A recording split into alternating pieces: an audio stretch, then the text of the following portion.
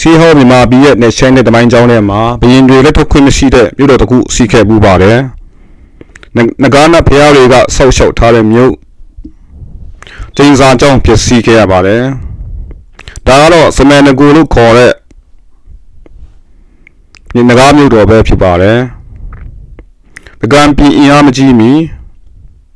ဒီခေတ္တရာမထွန်းကားခင်ကတန်လူနီကံပေါ်မှာဒီမြို့ကြီးထွန်းကားခဲ့တာပါ။စမန်နဂူလို့ခေါ်ပြီးရှိခဲ့ပြူခေါ်ရမွေနဂါရဲ့မြို့တော်လို့သိကြရပါတယ်။ဒါအမိသက်မှုပါဘူး။ပရိပေးချက်လည်းဖြစ်ပါတယ်။ဘယင်ဇေယပီရိနဲ့မိဖုရားပနာချမ်းတို့ကတည်ထောင်ခဲ့တာပါ။မိဖုရားမှာနဂါတပိုင်းလူတပိုင်းဖြစ်ပြီး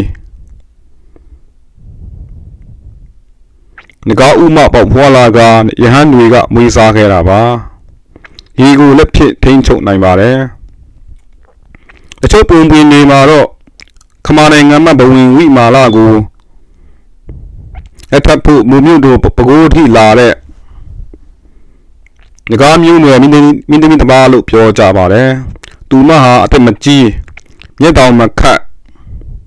ယူဆွင်းစွာအုပ်ချုပ်ခဲ့ပြီးစောင့်ကြည့်ခဲ့ရပါတယ်။မိဖုရားနဲ့ပါစံပြီးနောက်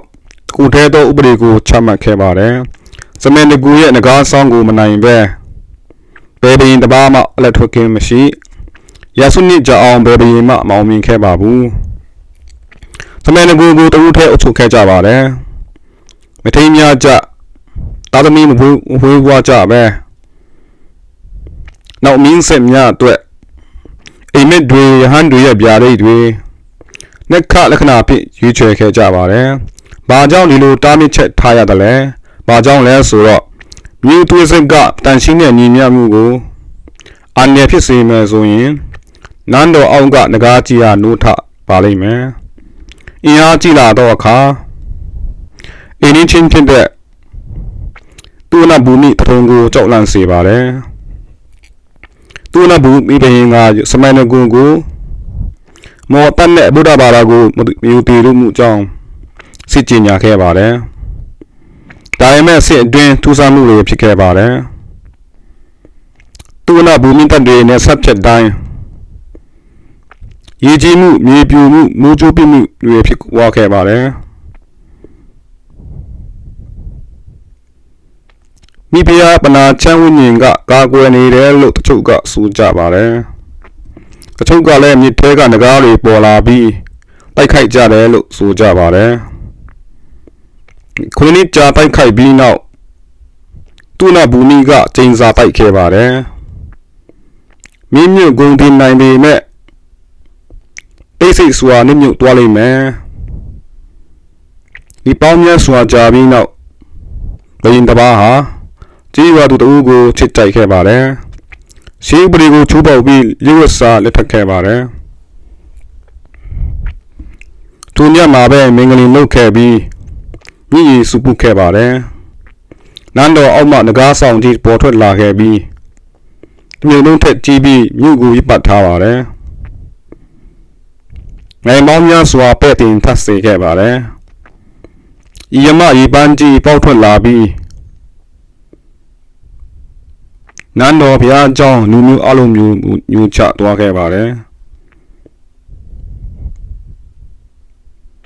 ဘာအစနာမြမတွေ့ရတော့ပါဘူး။ကြီးရွာသားတွေကလာရောက်အောက်မှာပေါ်လာတဲ့ကြောက်လီကားတွေအကြောင်းပြောကြပါတယ်။မြေအောက်မှာရွတ်ဆူတန်တွေနဲ့ခေါင်းလောင်းတန်တွေကြားရတယ်လို့ဘုန်းကြီးတချို့ကဆိုကြပါတယ်။1980ခုနှစ်အတွင်းမြို့ပြောင်းအနီးကကောလာဟလကိုတစ်ခုကိုလေ့လာရင်ဒီထက်ကန်တမိုင်းပညာရှင်တို့ပျောက်ဆုံးခဲ့ပြီးသူရဲ့မဆုစာအုပ်မှာငကားရုပ်တွေနဲ့ရင်းနှီးနေတဲ့မြို့ပုံတွေဆွဲထားတာကိုတွေ့ခဲ့ရတယ်။စမန်နဂူဟာကျင်းငကားတင်စားကြောင်းပျက်စီးခဲ့သလား။ဒါမှမဟုတ်စစ်ပွဲရေလွှမ်းမှုမိတောင်ပေါက်ပွဲမှုတစ်ခုအကြောင်းလား။အဖြေကအထက်အောက်မှာမြေကြီးထဲမှာလူထားဖို့အဆောင်ဆိုင်နေပါလိမ့်မယ်။အချို့မြို့တွေပြောက်ွယ်သွားတယ်။အချို့မြို့တွေကတော့တကြောင်တစ်ခုခုကြောင်းဖြစ်စီခံရတယ်။ရှေးအောင်နေဝစမ်းကြံမှုတွေ မြို့ပြောက်ကြီးတွေမြန်မာတို့ရဲ့ထူးဆန်းတဲ့ဒဏ္ဍာရီတွေကိုစိတ်ဝင်စားရင်ဖိုးလို့မဖိတ်ပါနဲ့အားလုံးကျေးဇူးတင်ပါတယ်